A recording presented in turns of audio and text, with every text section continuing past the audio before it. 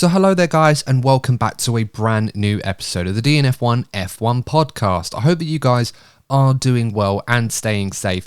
More importantly, it's the end of the F1 season, and a lot of you might be wondering what you're going to be doing with yourselves, how you're going to fill your time now that the F1 season has come to a finale last weekend at Abu Dhabi.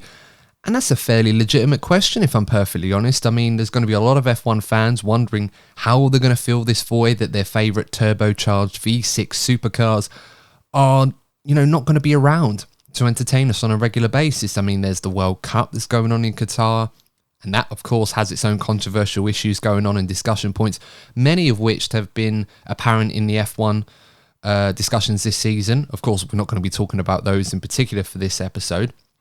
But of course, one thing that you guys can turn to is F1 podcasters, hopefully us, and by tuning into our show that you would agree that perhaps we are doing a good enough job for you guys. I certainly hope so.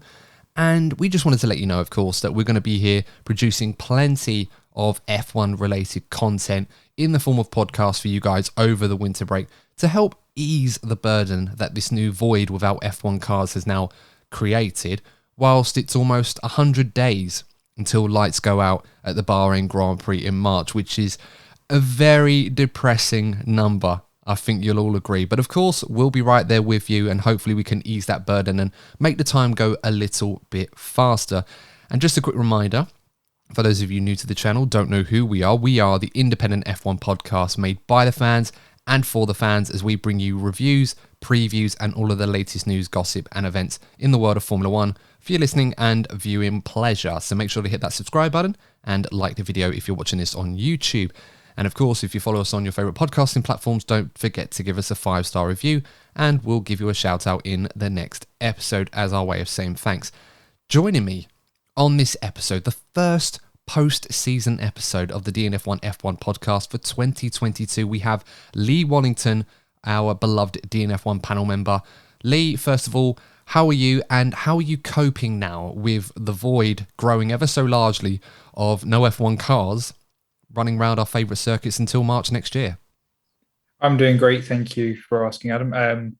I just deal with the void the same way I do every year. It's when I really focus on my Formula One games, and be it the current one in Formula 1 22 or F1 Manager. It's just like, you have to get some Formula One. It's very different if it's me doing the racing myself on a game. It's the only way I get my fix, along with doing this podcast, to get through the winter break until we get going in Australia next year.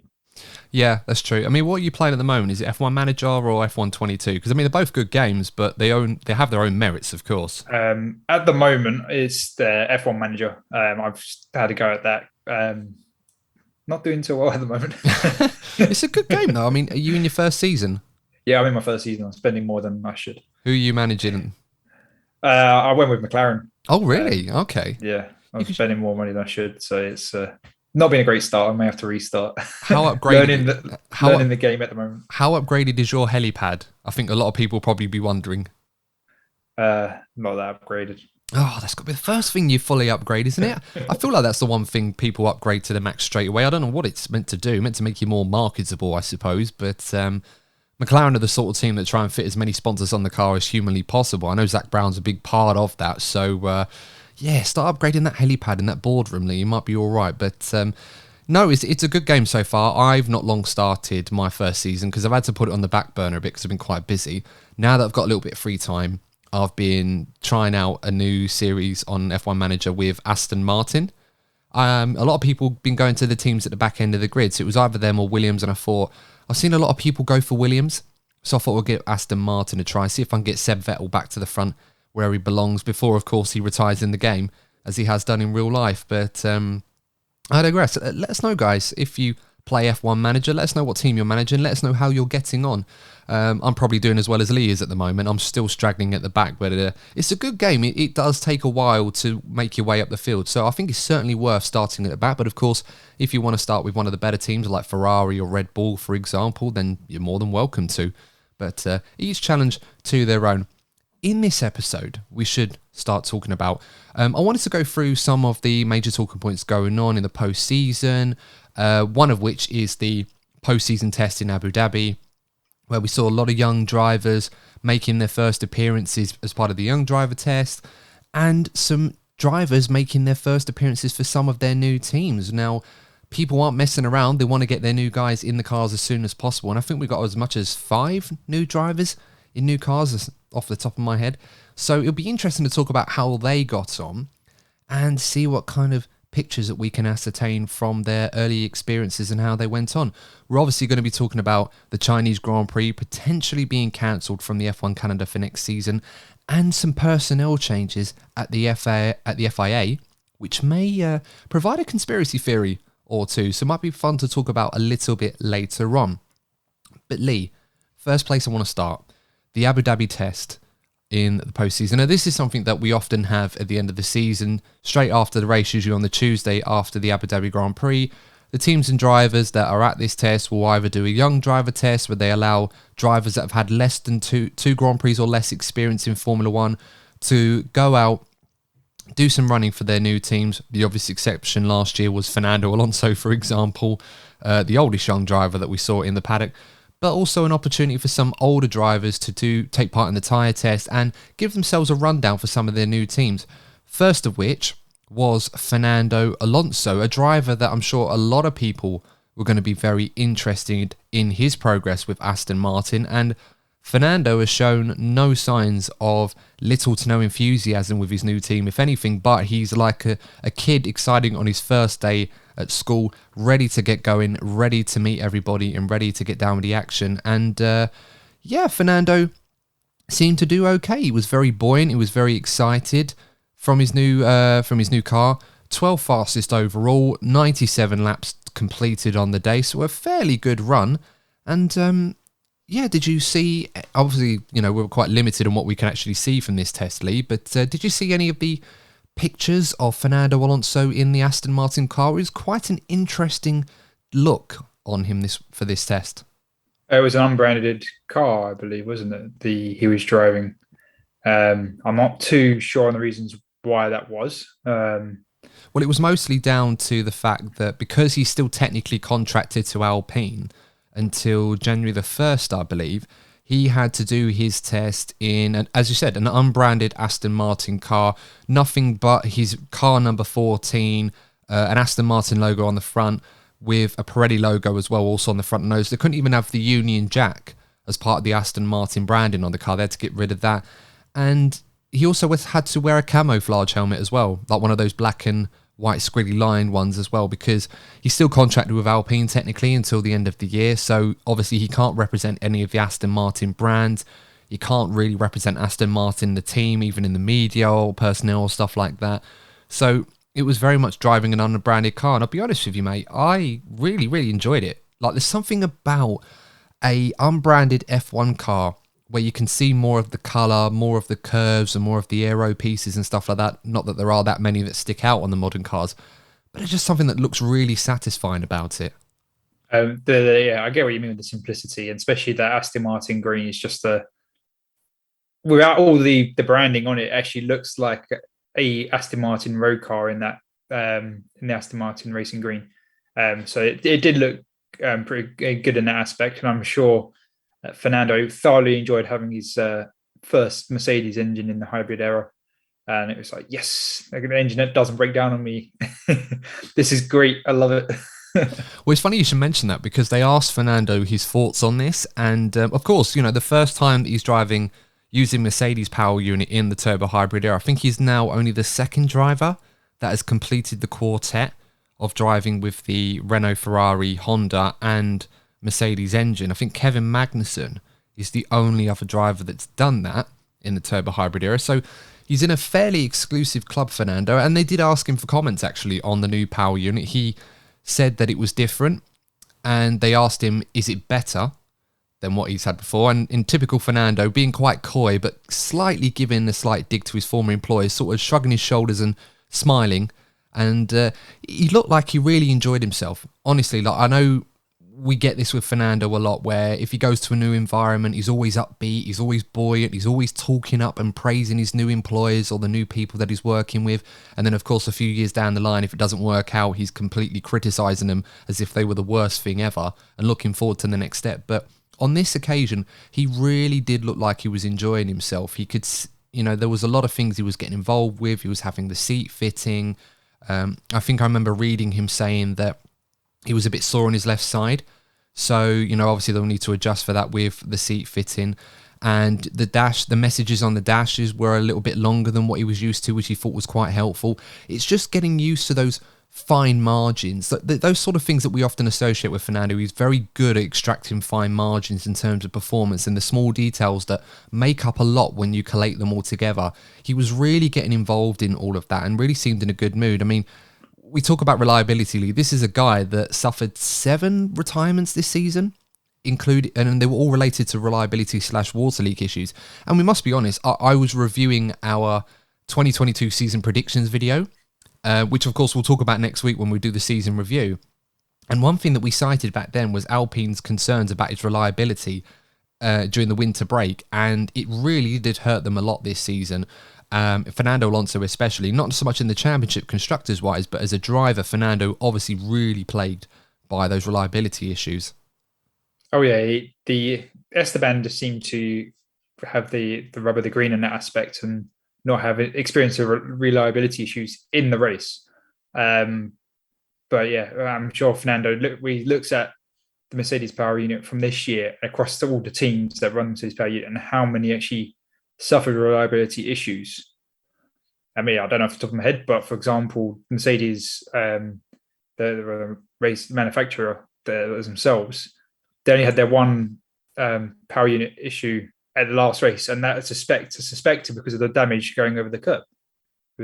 So that they could have had a clean sweep as the race team. It was McLaren and Aston Martin and Williams themselves. I'm not too sure actually on how many off the top of my head. But I don't think they had any, to be honest. I don't remember seeing any reliability issues of that kind for them. No. I don't. I know they had a few obviously penalties for taking a few extra engines, especially like Lando Norris had a penalty at least once for taking new engine pieces. But that's probably the best reliability as an engine across all 4 manufacturers. So I'm sure Fernando, even if he's not being racing where he's wanting to be next year, the fact that he has an engine that will last a race distance and the whole season will make him feel a lot more reassured that he should have made the right decision. Yeah, absolutely. And, whilst it's difficult to quantify where all of the engine manufacturers kind of stack up against each other, a lot of people seem to be of the impression that in terms of performance, there's no more than 1.5 tenths between the best one and the worst one. When you add the reliability factor into it, you'd probably argue that the only one better than the Mercedes is the Honda engine when you consider the whole package. And even then, the advantage is very, very minuscule. I mean, it certainly didn't help Mercedes' cause this year when all 4 of their cars were not very fast from the get-go. The Mercedes was very, very draggy. McLaren, Aston Martin, Williams, they were all languishing at the back, but of course their cars improved, and the power unit can only do so much to help them. But in terms of performance, the overall picture would suggest that it is a bit of an upgrade, with all due respect to Alpine. Yeah, I would agree with that. That I think it is an upgrade, but as you said, it's not 2014 when we had massive differences between the engines. They're a lot more closer on the parity, closer and being on parity than we have in previous seasons. Yeah. I mean, I'd have to go back and remember, on the topic of his high praise for his new employers and his new teams. I mean, he was literally was as early as Sunday evening after the race where he was already going into the Aston Martin garage to sort of say hello to everyone and get acclimatized. And then he's in there first thing Monday morning saying all these wonderful things about his new team and his new employers, really excited about this process and project. Probably would have been even more excited about it after seeing Sebastian Vettel's performance at the Abu Dhabi Grand Prix when he was, to a degree, outperforming Fernando for the majority of that race in a car that was seemingly inferior to what Fernando had left behind. So I think, I would love to go back and see what Fernando was saying about Alpine when he came back to Formula One again to drive that car. It was probably fairly similar to what he was saying about Aston Martin, but for some reason this time it really did seem like what he was saying and the exuberant emotion that he was expressing following this test is probably something that will be a lot more accurate to what he truly feels compared to just a regular PR stunt, just trying to say the right things to appease his new employers. Yeah, from the top of my head, I mean, I don't remember what he said during the Alpine, but how he's approached today, or what he's been saying about his new employer, reminds me a lot of how he was when he joined Ferrari.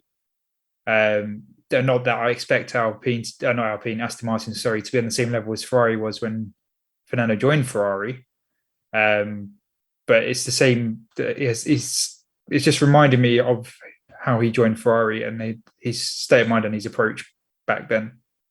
Yeah, as long as they don't produce something along the lines of the 2014 T, which the only car that I can remember of its kind to have oversteer and understeer all at the same time. So hopefully Fernando will not have to worry about that next season for Aston Martin. I think the quote that we can leave from this test from Fernando that really, really said it all was, when I signed for Aston, I was 90% happy. When they finished the season on a high, I was 100%. Now I'm 100 plus. So, I mean, the words speak for themselves. Fernando's obviously a very, very happy man. And hopefully that happiness was not misplaced. We should talk about some of the other teams in testing. I mean, just a quick note on some of the leading teams. Ferrari, they occupied the 3 fastest times of the session, with Sainz, Leclerc and Robert Schwartzman having a go as part of the young drivers test. I think from that lead, we can probably take from testing that 2023 is going to be Ferrari dominant. We might as well just pack up and go home now. I mean, Ferrari finished the season on how they started the season, topping testing. And we know how the year went, so you can't really take that into next year, I'm afraid. Oh, this is how I cope. Like, got to end the season the right way, get the headlines. But, I mean, look, we can use the old caveats when it comes to testing. And, of course, these are with the current cars. It's not like it's new information or anything like that. It's driving with the new tyres. Every team has their own programs. The tyre allocations are also separate from one driver to another. So, even inside their own teams, there are going to be caveats that apply between 2 or 3 drivers in this case. I think there was as many as 24 drivers that took place in total for this test. So, you know, we joke and jest saying that Ferrari are going to end the season on top and 2023 is looking good for them. But obviously, it's just testing. And at the end of the season, it really doesn't matter. If anything, this matters even less than pre-season testing, because it's literally just with the cars. And we already know who had the fastest car at the end of the season. It certainly wasn't the Ferrari. So I'm going to take the small victories whilst I can on that one. Another driver that we should talk about, Lee, that jumped into a new car, Pierre Gasly, replacing Fernando Alonso for 2023, 4th fastest overall, 130 laps for the Alpine team. He was driving a regular Alpine car. It's fully branded up. Unlike Fernando Alonso, he was free from his Red Bull / AlphaTauri contract straight away. So he was able to drive in the normal livery and the normal Alpine crash helmet that would have been updated for him. I think he had to wear a neutral race suit, but I think that's just because they didn't have a Alpine suit available for him. He was very positive as well, Lee. He talked up how good the car felt, especially with the front end, and that doesn't really surprise me because Pierre Gasly was really talking quite positively, almost like a person who felt a little bit reinvigorated after being in a competitive car, especially after he spent the year in the second worst car on the grid in the AlphaTauri. Yeah, I mean, the Alpine this year will be a massive step up compared to that AlphaTauri he's driven. So I'm sure he would have loved driving a better car even in testing. And obviously the car he's been testing, I'm not saying it was Esteban's car, but now being a French driver, another French driver in the team, the engines are going to be providing Esteban level of service, not the Fernando level of service and the reliability that provides. Got to provide the French service for the French driver and all that. No, I'm just jesting, not accusing anything. But no, it's definitely a step up, and he's going to obviously be going into next year going, yeah, this is the right choice. Apart from driving from a French manufacturer, is the step up and getting closer to the front of the grid, which he wasn't going to get a chance with AlphaTauri. Yeah, and I thought it was quite interesting that he mentioned small little details like the improvements at the front end of the Alpine car. Like overall, there were certain facets of it that were definitely a big step up on what he'd been used to this year. And, I mean, it bodes well for him. He did say in the past that AlphaTauri were going to completely overhaul the concept of their car for next season. So obviously they've acknowledged that what they did this year was incorrect. So, you know, in Gasly's mind, he's probably happy that he's gone somewhere else that have gone a completely different way already and a bit further along down the road than imagine what AlphaTauri will probably produce next season anyway. So, in terms of Pierre Gasly, there's going to be a lot of pressure on him next year, because I think it's fair to suggest that despite the ailments of the car that he had to drive and the poor performances that it was capable of, and collectively as the team as a whole, we never really saw the real Pierre Gasly this season. We saw a few moments where he was on it and looked a bit good, but even then they were for very small points. So I guess we probably think that next season we should expect to see the more enthusiastic, the more competitive Pierre Gasly that we enjoyed in 2020 and 2021 return for 2023.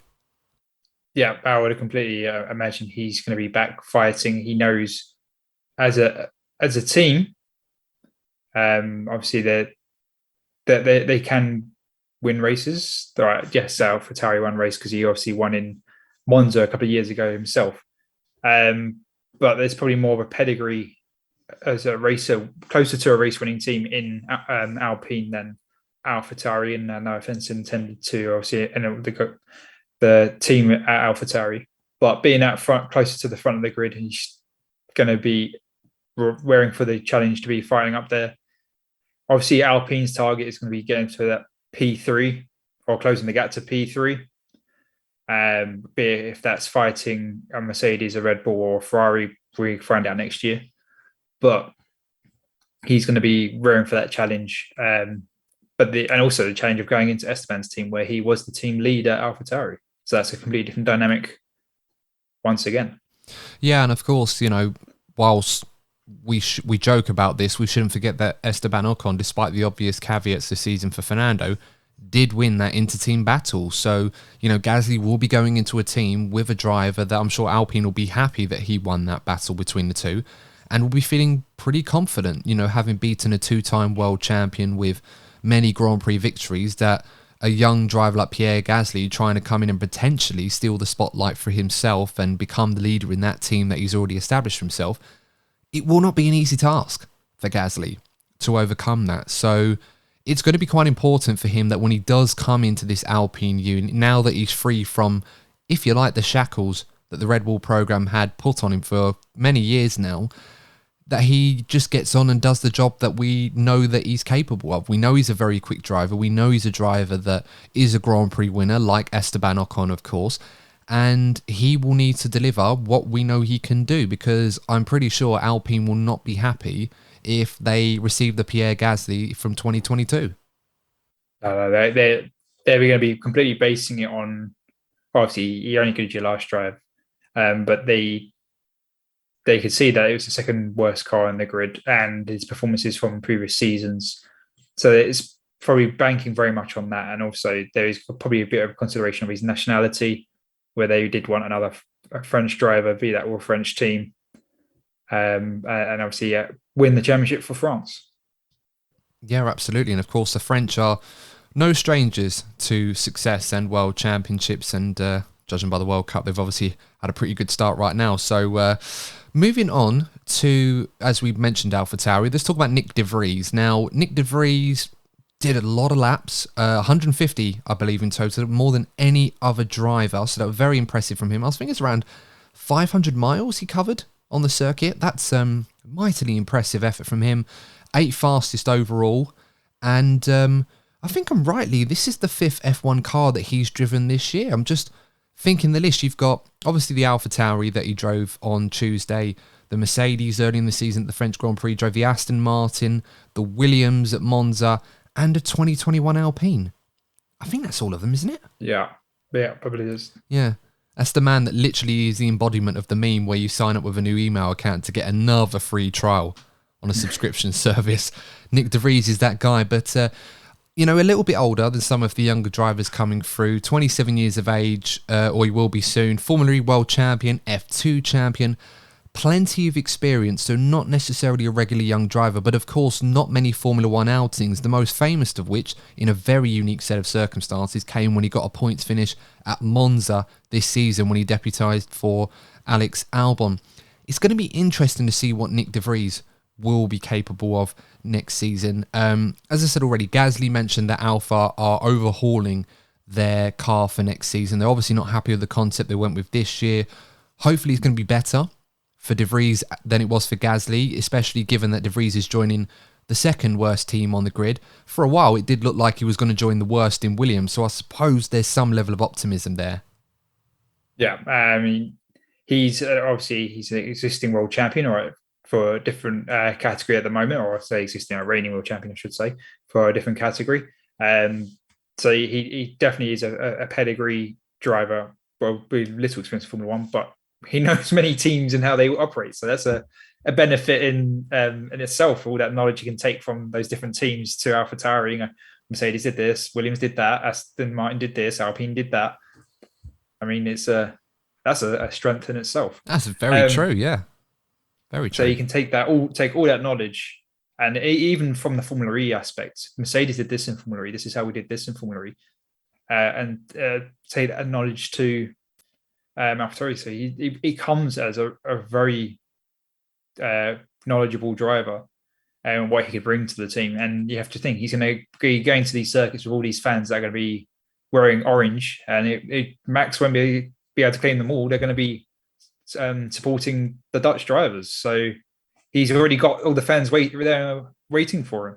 Yeah, I think he's going to have to fight Lando Norris for those ones, because I think Lando was trying to pick off the stragglers wearing orange. So saying they're out there supporting him, and they've grown to love Lando Norris as well. They made it, the Pit Stop Boys even made a song about Lando Norris. So the famous group that made Supermax, for those of you that are unsure who we're talking about.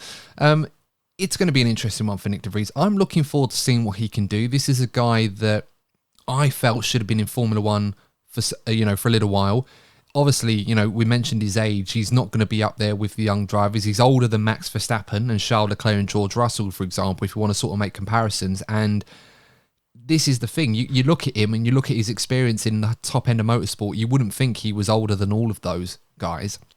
So he is going to have to overcome quite the disadvantage of not racing in F1 for as many years as his counterparts have, despite them being younger than him. So, I mean, are we expecting much from Nyck de Vries next season? Because, again, it's a team that he's going to be racing with Yuki Tsunoda, and we like Yuki, but as we cited before, this is a team that looks like it needs some leadership, and it's going to be hard to see where that's going to come from. Someone is going to have to step up, and that may well be Nyck de Vries.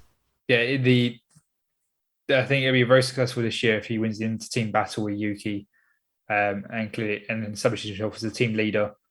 That will be a successful year for him, regardless of where he or the team finish in the championships next year. Yeah, very much so. And looking forward to seeing how that gets on. Whilst we were talking about Williams, we should talk about Logan Sargeant a little bit. He did some running in this Williams car. First time. Despite he has been confirmed as a Williams driver. So first time as an official Williams driver, promoted into that seat, replacing Nicholas Latifi, of course. Almost forget that one there. And it's going to be interesting to see how he gets on. It wasn't the most productive day for him on track, but that Williams was saying it was part of the run plan. That's what they wanted to do with him. They weren't concerned about the physical elements of it. He was pushing the car a little bit more. It wasn't like he was driving it like it was an FP1 car where you could push it a relative amount, but the idea is not to damage the car for the guy that's actually driving it for the weekend that you're deputising for in FP1, and also, worrying about racking up the super license points. Obviously, that's not going to be a factor anymore. Williams was saying that the run plan was was to sort of ease him into the process of being a Formula One driver now that he's officially got that all done after his P4 finish in F2, increase the cognitive load they mentioned, which is, simple stuff like learning to use the buttons on the steering wheel, playing with tools like diff changes and engine mappings and stuff like that as you're going around the circuit, whilst pushing the car as well, rather than just what you do in an FP1 session mentioned earlier. So it's a lot that Logan Sargeant is going to have to learn in a short amount of time. Williams obviously going to want to ease him into this. They're not going to want to overload him. But supposedly this is a prime example of perhaps enlightening the F1 fan base of how difficult the step up from F2 is to Formula 1, because we've seen some other drivers that have been rather successful in Formula 2.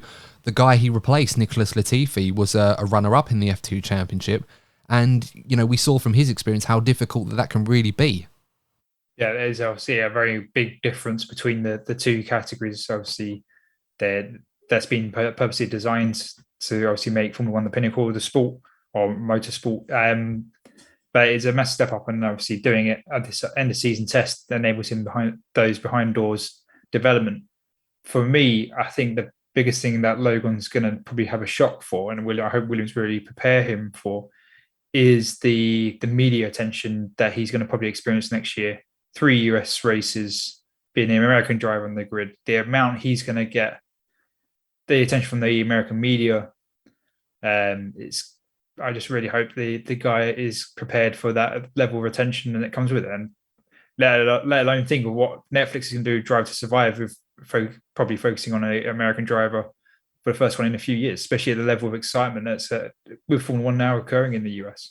Yeah, absolutely. And I think that's a really good point because, we can't underestimate the growth and the expansion that the US market has enjoyed owing to the Drive to Survive generation and F1's growing reputation and popularity in the US. Much so that as you mentioned, we've got 3 races next season. Miami was rather successful. That was added to 2022. We're going to have a Vegas race next year, which is obviously going to be targeted as one of those unique events that F1 are fronting up the costs for and everything else. So it's going to be a lot of pressure and a lot of attention on Logan Sargeant to deliver there.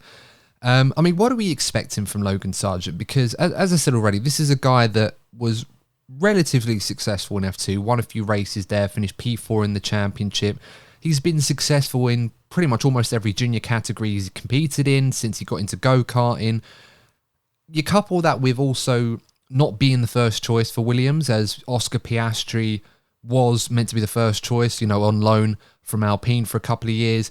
That was then followed up by Nyck de Vries, probably going to be in that car until after his brilliant performance in Monza, which, caught the eye of AlphaTauri and Red Bull, for example, and they got him in. Williams obviously never really mentioned how close they were to signing Nyck de Vries, but I imagine it was relatively close until AlphaTauri came calling. So, obviously Logan was never the first choice, and of course Mick Schumacher was also in the mix also for that seat.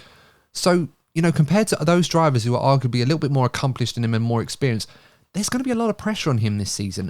How do you expect him to cope with all of that? Well, I think he needs to go in there, and obviously he needs to be aiming to be as close to Alex as possible. Obviously for him, if he can beat Alex, then that's great.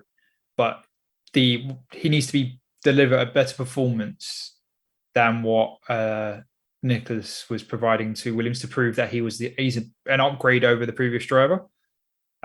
So that's where he's going to have to be. Unfortunately, looking back on, this is the gap between Alex and Nicholas at this circuit. I need to be closer. I need to be beating Alex. I need to be within parity or reaching distance, not half a second behind. I'm not sure. I can't remember how far Nicholas was generally behind Alex, but there was some big disparity between the two in some qualifying sessions and actual race results. So he's got a target he can work towards, and obviously focus on. Obviously, I don't expect that out of the box, but he needs to provide a better performance than Latifi has provided. Yeah, the guy's a solid race driver, as we already mentioned. He's certainly not a charity case, and he's certainly not a guy that hasn't got there through his own merit. He has earned this opportunity. He has had to work hard for it. He's now gotten it. Granted, he is going to be on the back foot because of what he's going to have to learn up until pre-season testing. It may be one of those where he may need a few races before he beds in and we see what he's completely capable of. We can't underestimate how big a jump this really is. Even some of the best drivers that have come through the junior categories, they do tend to struggle if they've not been able to get up to speed with the small facets and nuances of a Formula One car, especially a modern day Formula One car where they can be quite tricky to drive, even for some of the best drivers. You mentioned, Lee, about the interest in the US with a driver like Logan Sargeant, 3 races on the calendar, the growing expansion of the US market in Formula One and its reputation. Do you reckon that's going to be a distraction for him, or do you reckon that's something he'll be able to cope with? With it, if his head's not in the game and Williams don't train him and develop him properly, it could be a distraction. Because obviously it's one difference between the technical and difference between Formula 2 and Formula 1, but the level of media attention is going to be night and day between the two, and it's just there'll be no preparation in the lower categories about the media attention. Obviously, there's some media attention you still obviously have. They still have TV crews, etc., but not to the kind of level that Formula One would bring. So I really hope that Williams are there to keep him down to earth and not get overwhelmed by the attention and the media demand and the publicity and all the things that will come with being the first American driver in this growing Formula One popularity in the US. I really hope he doesn't get swallowed up. Yeah, very much so. I mean, I think if I'm trying to remember this rightly, is he the first US driver since Scott Speed? I believe so. I was just thinking that. I can only think of Scott Speed as the last US driver. Yeah, it was back in 2006, wasn't it? Yeah, was Fittipaldi? Did he do one race? Is Fittipaldi American or Canadian? I thought he was. I mean, I just assumed Brazilian because of the name, but yeah, I'm not too sure. I think we may have had one. No, I can't remember off the top of my head. I'm rambling. Well, that's often the show as a premise, really. But yeah, let's know in the comments, guys, if there was another American driver in that time. I mean, maybe there was one. I can't remember. And I think this is what happened. That's it, Rossi. Alexander Rossi. Yes. I did a quick Google, thank you. Was that in the Sauber, wasn't it? Manor. Oh, man. Fudge. Okay, I'm thinking of Fred Nasser. Or as obviously Felipe Nasser, but I think Crofty used to call him Fred in that season when they had him and Felipe Massa in the same season competing against each other. That was a fun time from yesteryear. Let's move on to Oscar Piastri, seeing as we brought him up a little bit earlier. Now, this is the driver that I am most intrigued by in terms of his progress. You know, a young driver with a very, very big reputation, created a huge bombshell after his announcement that Alpine promoting him was going to be against his wishes, and all that whole contract saga that went over the summer break and beyond that eventually led him to a McLaren seat. His preparation has obviously been massively hindered to a degree where it's actually quite fortunate that Alpine allowed him to leave his contract early so that McLaren have at least 6 weeks before the 1st of January that they can prepare him for before it all really starts getting underway. And obviously, you know, he was in full kit as well today. He didn't have to worry about branding or anything like that. He's now a McLaren driver as of Monday. I believe he was this week. So he's really been getting to grips with this 2022 McLaren. The first time he's driven a 2022 car in some time. He's been driving nothing but 2021 McLarens at this point in time because Alpine obviously didn't want him involved in any projects after that had all been sorted with the contract saga. What are your thoughts on him? Do you think this is a driver that could possibly be on the back foot going into 2023? I think he's going to be on the back foot, unfortunately. Obviously, intentionally, Alpine have starved him of track time, development time, exposure to the development plans for next year. So he's going to be he's been cut off for half a year effectively from Formula One and exposure to the Alpine team. So he'll have exposure from Mondays. He will be catching up, but catching up is always behind. And he's going into Lando's team. And that's obviously Lando's established himself as the number one over Daniel. And now obviously Daniel's now moved on. But Oscar has to obviously be very careful that Lando doesn't destroy his career and Lando ends up having a max effect with his teammates and the performance Lando's delivering. Well, this is it. And, we talked about Logan Sargeant obviously having issues with his preparation, but he's going to come into next season more prepared than Oscar Piastri will. I mean, it's not a case of will Oscar be able to catch up and do more work than Logan. It's just a fact of time. Yeah. You know, Logan's been with the Williams team for a long time now. He's been able to prepare. Yes, Oscar's been with the Alpine team, but you mentioned, Lee, that 6-month period where he's not been able to even turn a wheel in a simulator, let alone a real-life Formula One car. There's only so much that you can do. I suppose, in a way, it's better, according to Andrea Seidel, to get Piastri in 6 weeks earlier than they would have expected in January 1st. So, he won't be on the back foot as much as he would have been on the 1st of Jan. But you made a good point of how Ricciardo struggled to catch up with Lando Norris. He never really settled in. You could argue Monza was probably the only exception in 2021.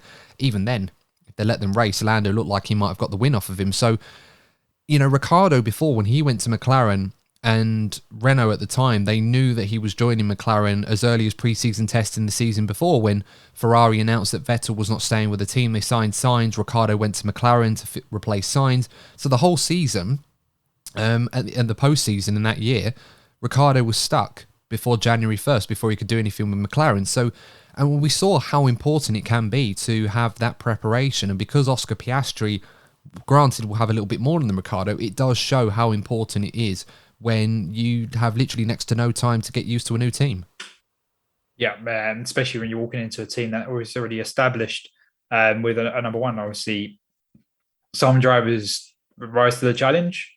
Going off team topic a bit, but when Carlos joined Ferrari, it was very much Charles' team, and Carlos is right. He hasn't become number one, but he took the fight to Charles, and give or take, they're pretty equal in performance and what they bring to the team. Yes, Charles had more points and had more and race wins and poles, but they're very close to in performance, and that's what Oscar needs to do. Obviously, if McLaren win races, then great, but it needs to be a lot closer to Lando than Daniel was. And it's very much the same with Logan and Nicholas. Is that Oscar needs to be delivering better performances than Daniel, otherwise maybe he will be joining Alpine in 2 years as their third driver. Yeah, and that's a good point because, with Ferrari, obviously Carlos Sainz was given ample time after he left McLaren to help prepare with Ferrari, to a degree, of course, running some older cars and getting up to speed with things. And it did take him a little while, but he was fairly quick from the get-go. He seemed to acclimatise fairly well, whereas Ricciardo, by comparison, really, really struggled, and we never really saw him fully comfortable in that McLaren. We often heard him complaining about technical issues, stuff he just wasn't able to do that Norris did, workarounds, etc., etc. It can really plague even the best drivers. And Oscar Piastri, of course, a driver I'm really looking forward to seeing what he can do. Very exciting young talent, probably one of the best talents to come into the sport since probably George Russell and Norris a few years before him. And so hopefully he will go well, but I think Andrew Seidel, he was talking about trying to prepare him as best as possible to make the Bahrain race next year not feel like his first ever F1 race. I think it's practically impossible, really, to get that. I think we may have to wait half a season before we see what Oscar can really do, but there's plenty of pace there, and I think he was only a tenth of a second off Lando Norris's ultimate time, so naturally he's pretty quick already. It might just be around Abu Dhabi, which isn't the best barometer because the conditions they were racing in weren't the same as what we were getting in the actual race, and the 2023 tyre test. There's obviously caveats there, so you can only take it for face value, but we'll have to wait and see, really, with Oscar Piastri, don't we? Yeah, but it's a very much wait and see, and as you said, it's going to be a wait and see several months down the line, the same as with Logan.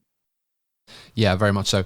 Another driver to talk about, the last of the new drivers, Nico Hulkenberg, joining the Haas team, replacing Mick Schumacher for next season.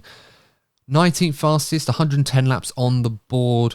Questions were raised regarding how he'd cope physically. He seemed to cope better than expected, according to his own words. Obviously, that's something he's going to have to work on over the winter break because these cars are a lot bigger. They're required to be a lot more physically capable. He had a few outings earlier this season in the Aston Martin, replacing Seb Vettel for the first 2 rounds of the season, so he's no stranger to the new cars. Had an interesting stop in the session, Lee. I don't know if you heard about this. Apparently there was a sensor suggesting a power unit failure which caused him to stop in the middle sector, but he was recovered, and apparently this never triggered a yellow or red flag. So I have no idea how he's managed this, but it clearly seems that Haas have got the right man because he's experienced in being able to park a car without it causing any problems.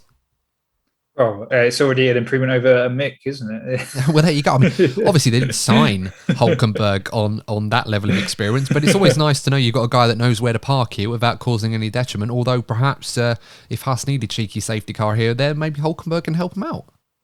Yeah, well, all I meant is that if Mick caused an incident, it was normally a red flag or a safety car. So the fact that Nico could do it without any flag is he's testament to his skill set or the negligence of the FIA at the time that he didn't notice the car had parked up, which wouldn't be a surprise either with the FIA recently. So I'm not going to take anything away from Nico on that one, but here's hope that Haas gets a podium next year.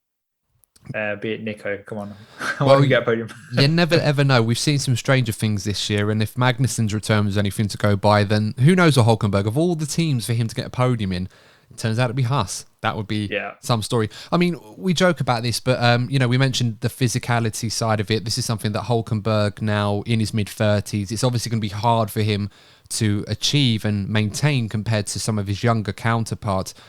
But in terms of getting used to a new team, new personnel, a new way of working and acclimatising to a Formula One car, of all the new drivers out there, perhaps with the exception of Fernando Alonso, Hulkenberg is probably not going to have to worry about this test in the same way that perhaps the likes of Piastri, Sargeant, Gasly and even Nyck de Vries would have done. No way. He's been the ultimate super sub in the last couple of years, hasn't he? In the performance he's brought, and he's been the go-to man for multiple teams when they need to step in. Obviously, since he lost his seat, he hasn't let himself go physically because he was always trying to get back in. He was always being that super sub. All right, yes, being in a Formula One car and doing exercises aren't the same, but he's close enough that I'm sure he can get back into his fitness that is required quick enough that it won't impact his performance. Yeah, well, he was certainly no stranger to a pastry of two. I remember when the old super sub rumours were doing the rounds and Hulkenberg sitting there in a cafe enjoying a nice coffee and a croissant. And I mean, you never know. He's enjoying life, really, quite frankly. But obviously, now that he's coming back to F1 full time, he's going to have to put in the hard yards this winter in order to be physically ready. But I'm pretty sure he'll be fine, really. Yeah, he's an experienced driver, which is obviously a reason why Haas went for him. But he also just knows what that includes physically, exercising, diet, and the demands of how to work with a team because he's been with multiple different teams. So he obviously knows how to bring himself into a new team and settle in easy enough. Yeah, absolutely. A quick word on some of the other young drivers. We had Frederik Vesti doing some runs for Mercedes. We also had Jack Doohan doing for Alpine, Liam Lawson at Red Bull. Who else we have? Teo Porcher also did some runs for Alfa Romeo and Fittipaldi for Haas as well. So a lot of experience for some of the young drivers out there, some good stuff. A lot of them all competing in F2 next season. So good to see. One team that was doing the rounds, Mercedes, obviously wasn't anything spectacular in terms of times, but not that it really matters. It's usually each their own regarding the programs. And of all the happy drivers that we had, Lee, there was obviously one notable driver that wasn't the happiest compared to the others. Probably no prizes for guessing who this driver was, Lee. Lewis? Yeah, exactly.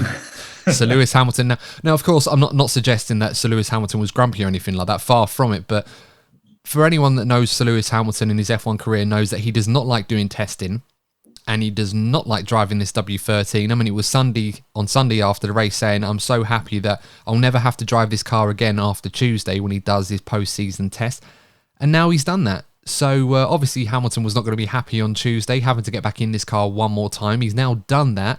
So a sigh of relief, I'm sure, was very heavily enjoyed by Sir Lewis and the rest of the Mercedes team, mind you. I think I heard Toto Wolff saying that he was going to put the W13 on display outside the factory in Brackley, just as a reminder of how difficult times can get in Formula One for his team and a little bit of motivation to try and not go back and create something quite as difficult and as not necessarily uncompetitive, but relative to the top teams as the W13 has been. Almost feel a little bit sad for them in a way that W13 got a bit of harsh criticism. It tried. It's a race winner. Got to give it some credit. It'd be a looming threat outside the factory. Don't mess up again or we get fired. That's it. You're thinking See it every day. Yeah, thinking that we're infallible and that we'll keep winning. Well, there's no guarantee, and this is the proof right there. But yeah, I mean, as I said, I'm sure Sir Lewis wouldn't have been happy about driving on Tuesday after Sunday evening, but he's now got it over and done with. Hopefully the W14 is going to be a much better car for him. And given that obviously he's looking at potentially renewing his contract with the team, that could go a long way to convincing him to stick in around. Quick talk about tyres, Lee. Everyone's favourite topic, the tyres. Technically one of the most important things in a Formula One car. Rumours that Pirelli are going to make the 2023 tyres better with front-end grip. But there's a little concern from Pirelli because they may dilute this a little bit because they're worried that the teams may be pursuing improve front grip with their new cars to prevent understeer. I think a lot of people saying the 2022 tyres were quite understeery, so they obviously had to combat that. But there's that little bit of a dilemma with Pirelli where they're trying to make sure they don't make it too much better with these new tyres out of fears that the tyres may become too oversteery. Well, I mean, that's part of the challenge, isn't it? They should provide the tyres that work, and then obviously the teams do it. If the teams overdrive it, then they have to rectify their work. That's the part of the work the teams have to do. I don't think Pirelli should limit themselves personally what they deliver. It's a bog standard part, so to speak. So if teams start complaining it's oversteery, then dial back your wing and the obviously the performance delivered to the front end of the car. It's I think Pirelli should obviously focus on what they need to do for the tyres, and the teams have to live with it. Yeah, it's true. And I think, you get these tyre tests. The teams, when Pirelli was saying that they want to improve the front grip with these tyres, that's what they're going for. And the drivers are sort of like going, well, it's sort of not really doing what I hope it would do, or it's not really achieving that. You kind of got to remember that they're kind of making these tyres with the mindset that where the teams are going to be. They're predicting how much better these cars are going to be in 2023. And if, the one constant is teams complaining about understeer with these modern tyres, they're obviously going to want to compensate with that by making their cars better at the front. And if they do that, and the tyres are also better at the front, you end up creating that effect where it becomes oversteery. And then the guys are complaining that they've made the tyres too good in that regard. So they're going to dilute this down a little bit, apparently. So we'll have to wait and see how it goes. But it's always been the way with new tyres in these tyre tests. The drivers are always complaining. And then when you come to the actual season, they just got to get on with it, really, haven't they? Yeah, well, I mean, you speak to the drivers; they all want like they would love to go back to the days of the tire wars, where the tires would go 300 laps without any drop in performance and just keep going. But obviously, that's not what Pirelli have been signed up to do, and the drivers have to accept that they're not going to get the tires that they would love to have, and they have to adapt and drive to what is delivered, in my opinion. I mean, as a fan, do you reckon that would improve the show, having a bit of a tyre war? Because I know the drivers would love that, because they can have the manufacturers working towards their better ends. I mean, we saw Bridgestone with Ferrari. They had Jordan and Midland on their books as well, but they always made their tyres suitable for the Ferraris. They didn't really care for the other teams, whereas Michelin was obviously preparing for Renault, Williams, McLaren, and BAR, Honda, etc., etc. So it was a bit different. Do you think that having a tyre war would benefit the F1 show? Personally, I don't think a tyre war would benefit the Formula 1 at all. You'll get situations similar to that preferential treatment, which defeats the point of what would be a bog standard part. A tyre is a tyre for one team and for the other. Having it developed for just one team, especially in this cost cap era, I don't think it's the expenditure that Formula 1 needs. But at the same time, I do think the drivers, obviously they'll love to have a perfect tyre, but they should just drive with what they've got and stop being so whiny regarding that they want that perfect tyre, which Formula 1 doesn't want to deliver a perfect tyre, because that's not what Pirelli have been tasked to do. They've been obviously tyres that provide some level of degradation, but not a thermal degradation that doesn't lose physical structure and it slows down over laps, but provides this level of grip and then provides this level of downfall. And it's all those variables that Pirelli have to work with, and the drivers saying, "Oh, it's not giving me enough grip." Well, Pirelli know what they're doing. They're the professionals, and that's what they're paid to do. So you'd like to think that they provide what they the best they can with the known variables that they are at the moment, especially as you said, forecasting. And Formula 1 moves at such a rapid pace that they could undershoot or overshoot massively. Yeah, I mean, they've been with the sport for well over a decade now, and they seem to know what they're doing. And to be fair to Pirelli, more often than not, when they have been faced with these kind of challenges, they have delivered on what F1 has asked of them. Whether the teams dilute the effect of their tyres one way or the other to suit their own ends, it's always going to be a factor. Not something you can always predict for. You can only make your best guess, and they know what they're doing. So I think sometimes you just got to really get on with it, quite frankly. I like the idea of a tyre war, but because it creates the intrigue between different teams over, which teams do you favour, which facets, because you can only deliver so much. Like we explained before with the battle between Bridgestone and Michelin, they pretty much pied off Jordan and Midland just to run tyres that suited Ferrari, and it compromised those teams because they couldn't go in the direction they wanted to on design because they had tyres that weren't made for them, and they never were going to be made for them for obvious reasons. But then obviously with tyres, you always want it to be a spec standard part. You don't want anyone to have any advantages with certain tyres rather than others. You'd rather just see how everybody copes with the same equipment, really, and that's kind of what people have been asking for, a little bit more standardisation in F1 to level the playing field a little bit. Let's move on now that we've talked about the postseason test. Let's talk about some other news. The Chinese Grand Prix. Now, we spoke about this in the past. Will it be on the calendar? Won't it be on the calendar for 2023? Obviously, it has a huge upside in marketing potential in that part of the world, and with a driver like Zhou Guanyu hoping to drive at his home race at some point, becoming the first Chinese driver to do so, it has huge ramifications on potentially his future in the sport as well. As it stands right now, Lee, whilst it's not officially confirmed, it doesn't look good for the Chinese Grand Prix. Now, it was meant to be on the calendar on the 16th of April 2023. Currently, under the current situation with the pandemic, their zero COVID policy in the country has led F1 to potentially conclude that the race may not be able to go ahead. There have been fears that drivers and teams could be restricted from leaving the country if they'd caught COVID whilst being there. The current latest rules from China demand that anyone found with a virus must spend 5 days at an isolation centre plus 3 additional days isolating at home. F1 chairman and CEO Stefano Domenicali has not yet officially called the race off, but the decision is considered an inevitability, although F1 has not yet commented on this situation officially. I mean, for me, it doesn't look good right now, and whilst there's no confirmation, that's probably more likely because there's no current plan in place to either replace the event or to reshuffle the calendar to accommodate for that 4-week gap that we would get between Melbourne and Baku that China would leave behind if it was removed from the calendar. Yeah, I've been saying for months that I fully expect the Chinese Grand Prix to be cancelled. The Chinese government have made it very clear that they're sticking to their zero COVID policy. That's the way to go. The whole world has got it wrong regarding how to handle COVID. Zero COVID is best. Problem with that is when there is any outbreak, everything shuts down in that localized area. So that is a risk in itself. Just imagine if they went to the circuit and then there was a mandatory lockdown and all the teams got stuck in China. I mean, that's great. I say great. That's with sarcastic input there. The next few races are stuck, are cancelled because all the Formula One teams are now stuck in China for the next month and a half because of the lockdown.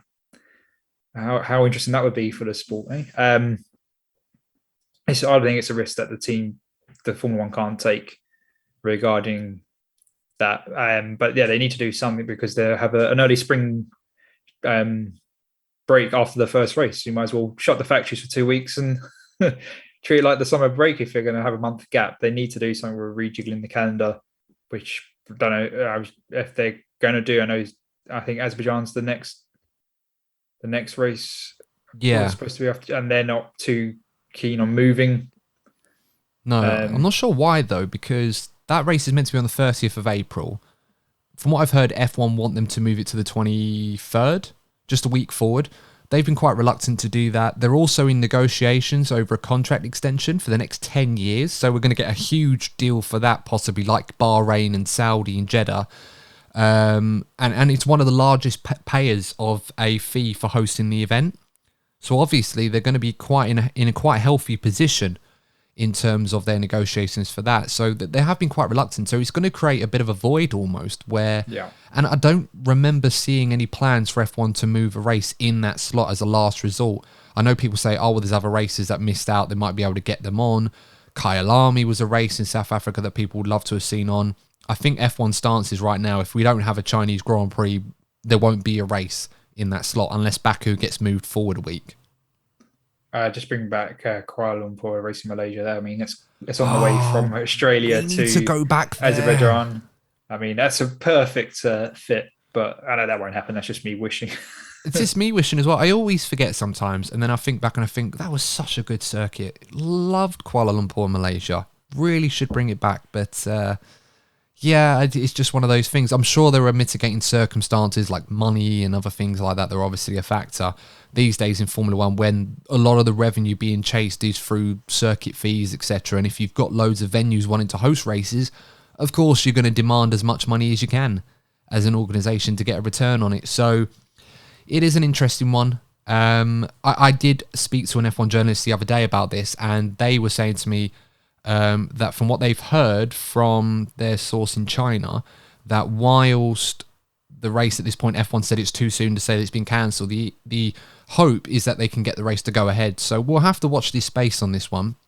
It will be a shame if for another year we won't have a Chinese race. As I said, we haven't had a race there since 2019 before the pandemic began. And it is quite telling right now that we're still in this position where it's not looking very good for that venue, especially considering how important a signing like Zhou Guanyu was in the F1 market to have races in China. We were talking about multiple races happening there, and at the moment, we haven't even got one.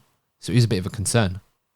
Yeah, it's very much a concern, especially, as you said, with Zhou being that, right, throwing for his skill, but also there's the inevitability of the money potential and the marketability of the driver in the Chinese market, especially for Alfa Romeo, having any Chinese sponsors, etc., if they can get them. So it obviously would be a shame for him if he doesn't get his home race, but I just don't think it's going to happen for a while, unfortunately.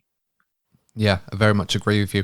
There's some news on some sprint race venues. Again, this has not been confirmed, but there has been a published list that's been doing the rounds online regarding sprint venues on a few quite reputable sources, incredible sources, it must be said. I got this list from the BBC, who are usually pretty much on the money with Andrew Benson's columns, one of the top F1 journalists, and he was quoted in the article saying that the 6 venues potentially to be announced for sprint races were Azerbaijan, Austria, Belgium, Qatar, US in Austin, and Brazil.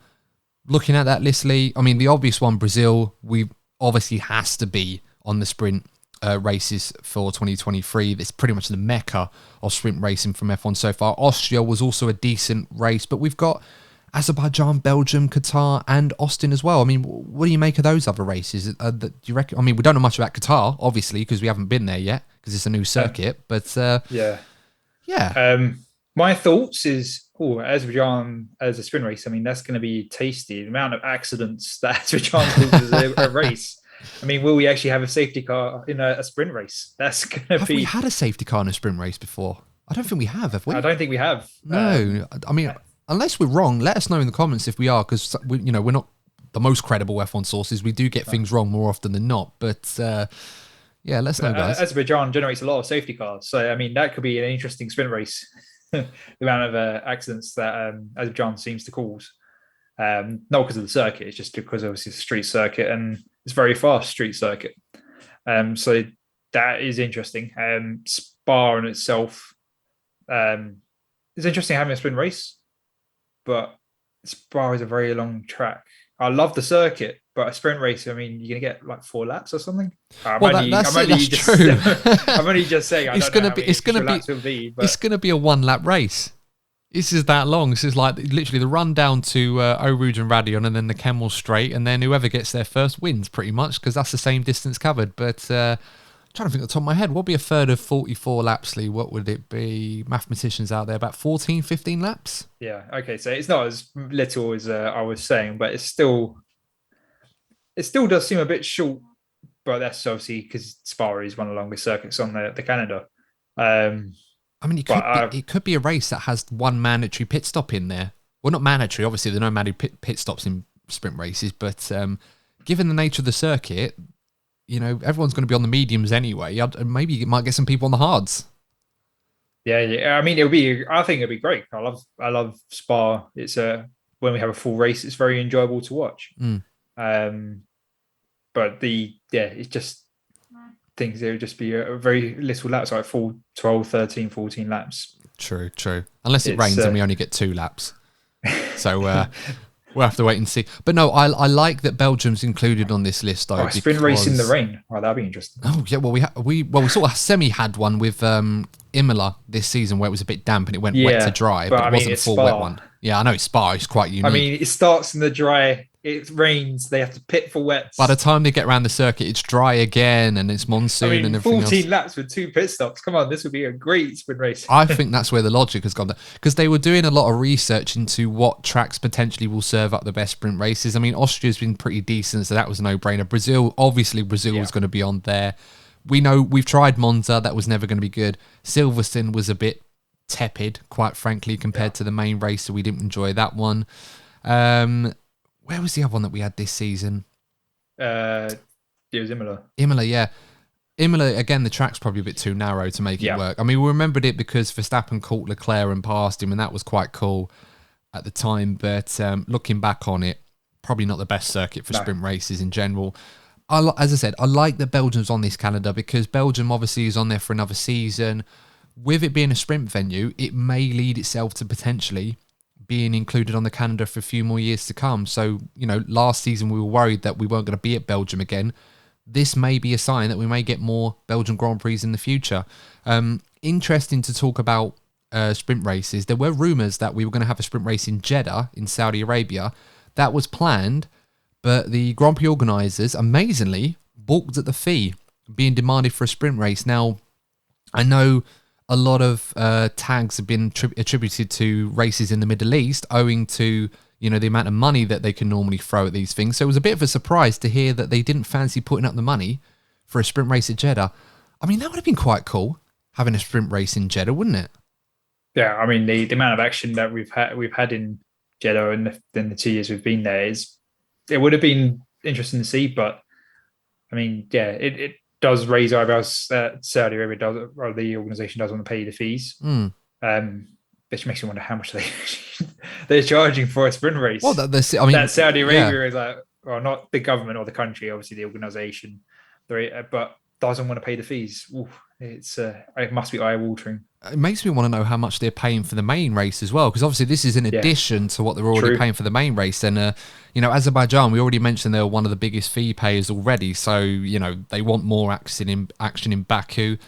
I'm fine with it as long as it provides in return, and we'll just have to wait and see what the Qatar race does, because that's a new circuit being built. So that, based on what they've been told, that might be a good idea, but then it could also be one of those venues where it's just being used as a sprint race just to help promote the new circuit, for example. I've got no qualms about Austin. I think that's going to be a good venue as well. Yeah, I think that would be good. In addition to obviously what you mentioned before we came on, Lee, about the trial with DRS in the sprint races, that's going to be a lap earlier now, isn't it? Yeah, they're for the all sprint races. They're trying it next year. That after one lap, the DRS will be enabled. With the idea, if successful, they'll implement that as every race for 24. Yeah, which would be interesting. I mean, because their concern is that is it 2 laps or 3 laps? There's 3 laps. It's so after lap 2 or lap 3, DRS is enabled after 2 laps. So I'm not sure how I feel about that. 2 laps. What the thinking is, after 2 laps, most drivers can establish especially in the lead of the race, can establish that 1 second window that they don't get attacked. So the thinking is you cut it in half, and you will still get DRS enabled. So you've got an interesting fight for lead of the race, because that driver at the front can't break that magic 1 second window. So you're basically going to get a DRS train. It's the only thing I can think of. Especially imagine Fernando gets into the lead. Not that he may in the Aston Martin, but Fernando being the king of the DRS trains, he may just hold everyone up and that'll be it. But obviously the logic is sound that they try and make the overtaking even more likely to occur and make the fight at the front interesting with making it easier for overtakes. Yeah, I mean, I can see the logic behind the move. Obviously, this season as well, it's been hit even harder by the fact that, Verstappen and Red Bull have been so dominant that you obviously want to try and curb that as best as you can by not allowing them an extra lap to build up a 1 second gap to prevent that DRS. I always think that's kind of an exciting thing for a race, though, with the leader. They have that jeopardy. They have to build that 1 second gap to prevent their lead from being under attack. But more often than not, we do see in this modern era of F1 that if the leader can build up a few seconds on the first few laps, they usually run off and control the race. So obviously they want to pull them back. I'm not sure how I feel about this. I'd like to see it in action before I make a fair verdict on it. I don't want to see too many aids affecting or hindering those that genuinely are quicker than others just for the sake of an entertaining show. I know that's kind of contrary to what people want because they just want more and more action. But I think sometimes too much intervention is not necessarily a good thing. What I would want is the cars to be on a more equal level playing field, which granted will take time. I know a lot of people have said on social media recently they've not been happy with these new rules, that they claim that they failed in delivering that. But then my counter would be that the rules were never intended to make it closer racing in terms of the pecking order, at least straight away. That will take some time. It was never going to happen in 6 months or a year, but it was more focused on the racing being a lot closer in terms of following. That was the aim. Hopefully we'll get the latter part in years to come. I'm just not sure having DRS after lap 1 or 2, whenever it's going to be, is going to be the right direction going forward. But I might be wrong. Hopefully I am. Yeah, well, maybe they just do it after the first corner and go, hey, you get through the first corner, you get DRS. Can you imagine doing it off the line? There'd be no rear downforce. You just have everybody sliding except for the leader because he's the only one that doesn't have a car ahead of him. So, yeah, that would be quite fun. But you never know with these things. Maybe they'll work. I mean, we all said about DRS, what was that going to do? And, you know, it has been quite entertaining, although now we're trying to get rid of it. But it just takes time, guys. Patience is a virtue, unfortunately. And I think with F1, it's one of those occasions where they will figure it out. It's just not going to happen tomorrow, unfortunately. It will take a little bit of time.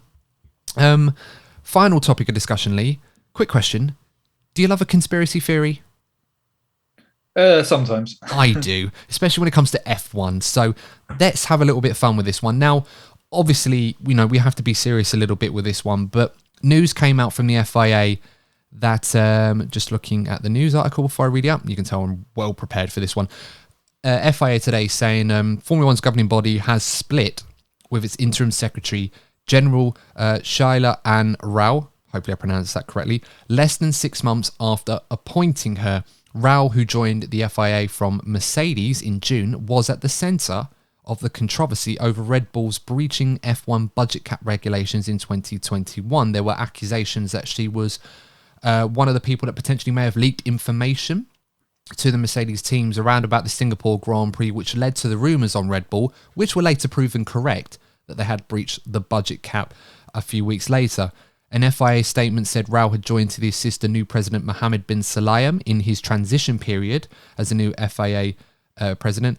It said she was leaving because this period is now coming to an end, and sources close to Rao had told BBC, this is the source I'm quoting from, that the decision to leave was her own. She resigned because the FIA is going through a reorganisation process and she felt that there would not be a job in which she was interested at the end of it, and she will leave her role at the FIA at the end of November.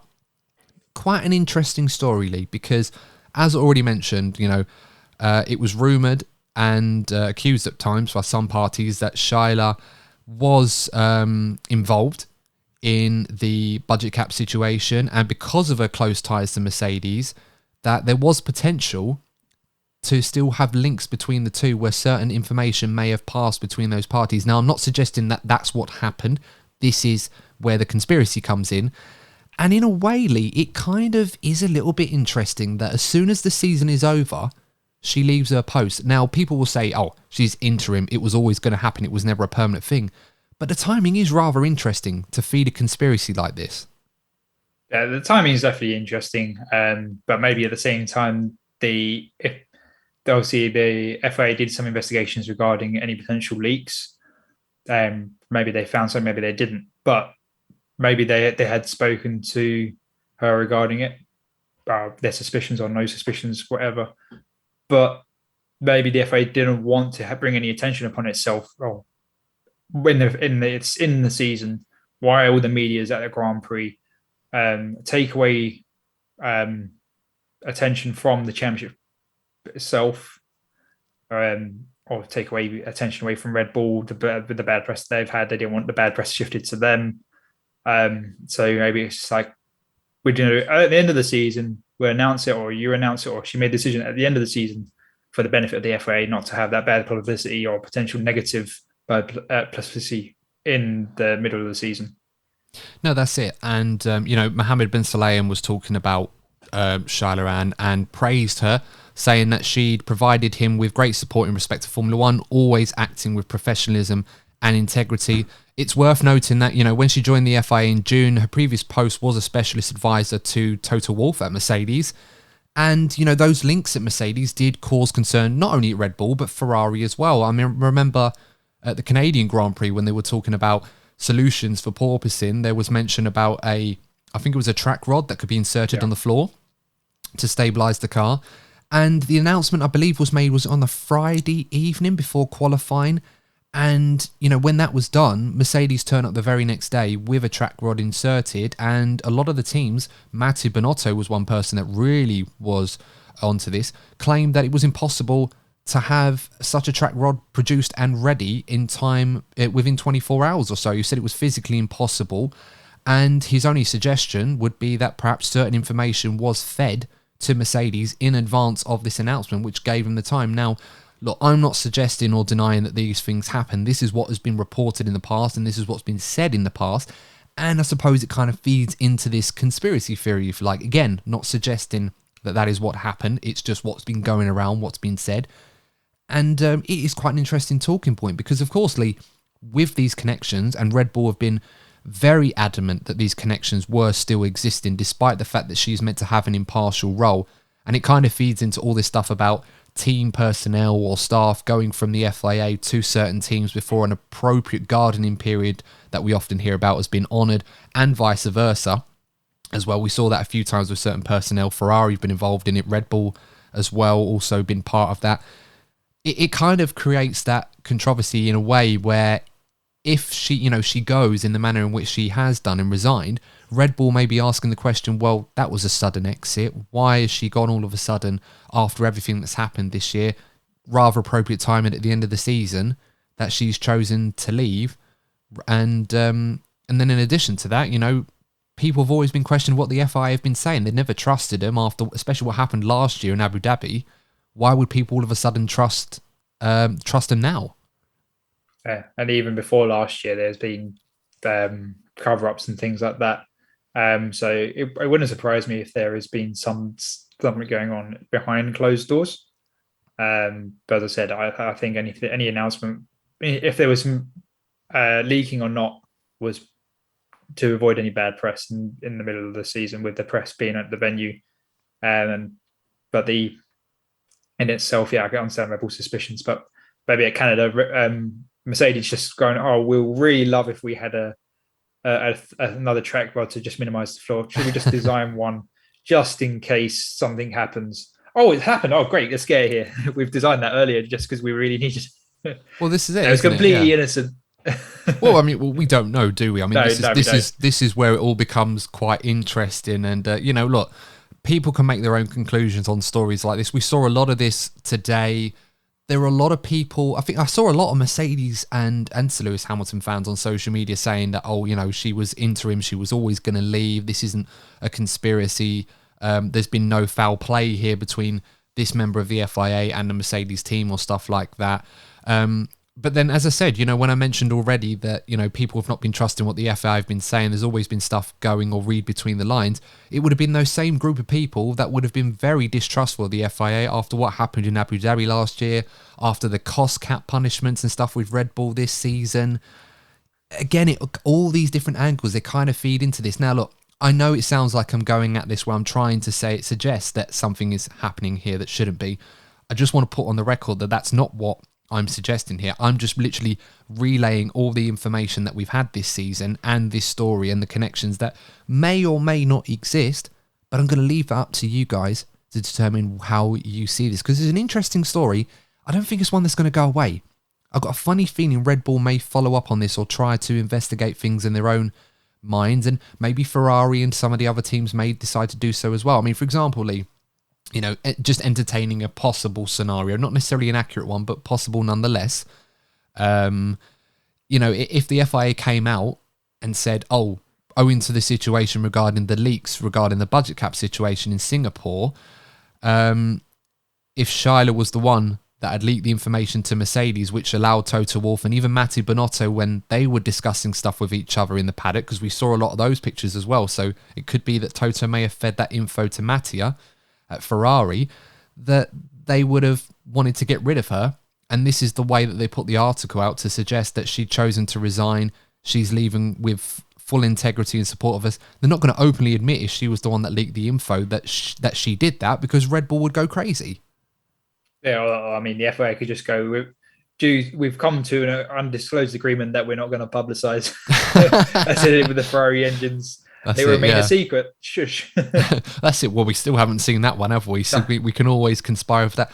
I guess what I'm saying, guys, is like, it's always fun sometimes. I mean, I'm not a conspiracy theorist, and, contrary to what I've been saying in the last 10 minutes or so, it's always fun to think about. It's one of those I don't think we're ever going to get the answer to. But again, it does have the depths of the 2019 Ferrari engine saga, and obviously the true nature of Red Bull and the budget cap and other things as well. I mean, people have listed on this show how many different controversies and how many things that have swept under the carpet, or truths that haven't been revealed and stuff like that, which could obviously have ramifications if they came to light. All of that and the above.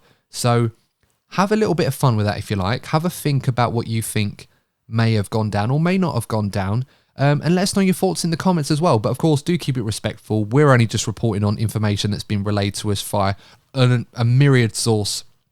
So yeah, I think we'll probably just leave it there, unless there's anything you wanted to add in, Lee, before we sign off. No, that's good with me. Thank you, Adam. Yeah, but obviously that was a really fun discussion, guys. I hope you enjoyed that, and let us know your thoughts regarding some of the new drivers in their tests at Abu Dhabi, who you're looking forward to seeing next season, who you think are going to be good next season, which drivers you think may be on the back foot next season, and of course, your other thoughts on the Chinese Grand Prix, the sprint races, and the FIA personnel change that we just went through, and all the fun that we had with entertaining that particular theory. But obviously, guys, if you enjoyed it, make sure to like the video and subscribe to the channel. It really helps us out a lot, so we'd really appreciate if you could do so. And of course, if you listen to us on your favourite podcasting platform, whatever that may be, please make sure, if you think we're worthy, to give us a 5-star review. If you do, whether that be on Apple Podcast, do let us know. We'll see that on there. On Spotify, take a screenshot and let us know. Similar with other platforms where you can't leave a written review, because we'd love to give you a shout out. But of course, if you just give us the 5 stars and we don't see who's done it, we can't really do that, unfortunately. So please make sure that you let us know. But until next time, guys, we'll be back next week with our 2022 season review. Courtney will be rejoining us after that one. After missing this one, I should say, because he's not been too well, so hopefully he gets well soon. Lee, you're going to be back with us for that one, and we're going to have a bit of fun with that one, because we're going to be looking at our predictions earlier in the year to see how well we did. From what I remember, probably not very, so it's probably going to be quite fun. But until next time, guys, thanks for tuning in. Please stay safe. Hope that you are enjoying the winter break as best as you can. But until next time, we'll see you in the next episode of the DNF1 F1 podcast. And remember, if you're not first, you're probably DNF1. Goodbye.